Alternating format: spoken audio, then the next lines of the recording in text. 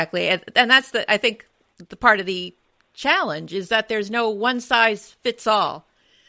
There's So if not. someone has a judgment, let's say it's a money judgment, I understand your recommendations for pursuing these are a little bit different than the normal approach to judgment enforcement. So tell me, what steps would you take and why are they more effective than what people typically would do?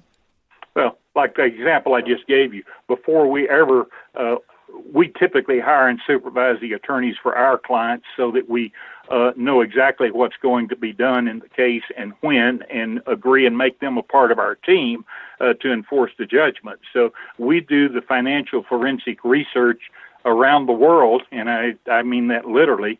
I'm not trying to sound big time, but if it's offshore money and assets that are offshore, that is not a deterrent. It's just another hook to jump through. But we do the research. We find where their bank accounts are legally and in strict compliance with the Graham-Leach-Bliley Act.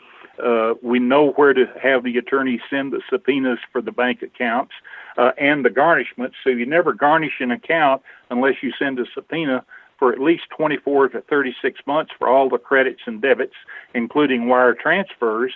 And when you get that, you get every source of income that they have that's gone into that account.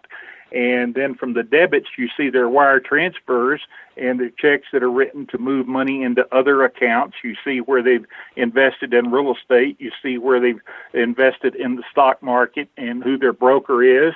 And they get the next subpoena and garnishment. And you start getting a roadmap of their financial resources, where the money's coming from. If they're making deposits for oil and gas income, you don't want the monthly check. You want to own the oil and gas royalties, so you see where they came from, you trace it back, and then garnish those royalties or get a turnover order for them, so you own the oil and gas rights, not to get monthly check. Same thing if they're getting deposits from rental, whether it's commercial rental or residential rental. You don't want the rental checks. You want to own the rental property. So you find out where it came from, what the check was for, and you go take the property.